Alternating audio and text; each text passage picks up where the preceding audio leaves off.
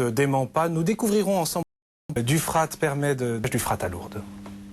Pour exister depuis maintenant 100 ans, le Frat a sa recette, sa potion magique.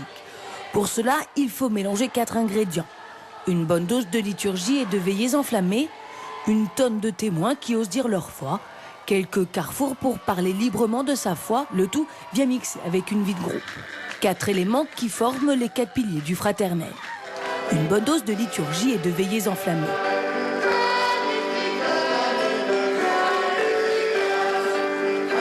Chant modernisé, liturgie sur mesure, bougies par milliers. En s'adressant aux jeunes dans toutes leurs dimensions, le Frat a trouvé le langage qui convenait à ce public.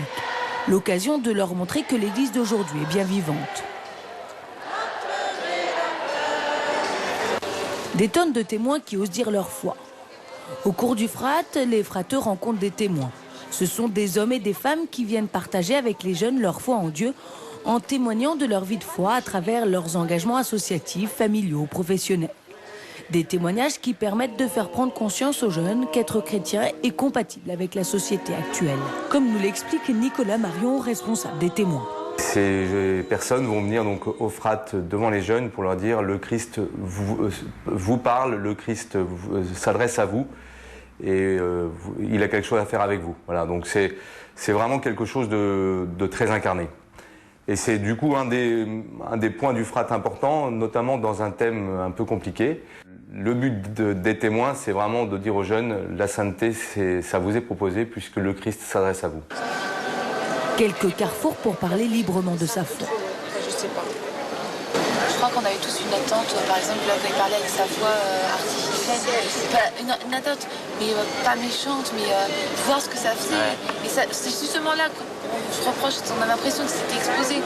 8 frateuses se regroupent autour d'un animateur pour discuter, échanger autour du thème de l'année.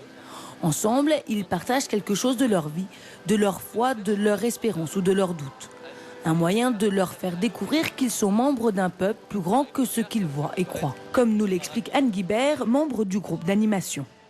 C'est vraiment l'occasion de poser des questions à un animateur qu'ils ne connaissent pas, donc un regard différent d'adulte de l'animateur qui est dans leur groupe et avec lequel ils fonctionnent à l'année.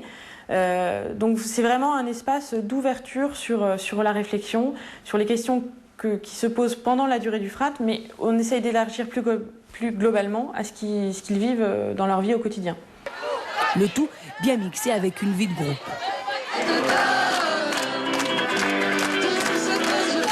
Rencontres, randonnées, visites, festifrat ou handifrat, autant d'événements qui se vivent en groupe et qui permettent aux frateux de vivre en communauté et ainsi de s'adapter aux exigences de son voisin, mais aussi de découvrir un autre visage de l'Église.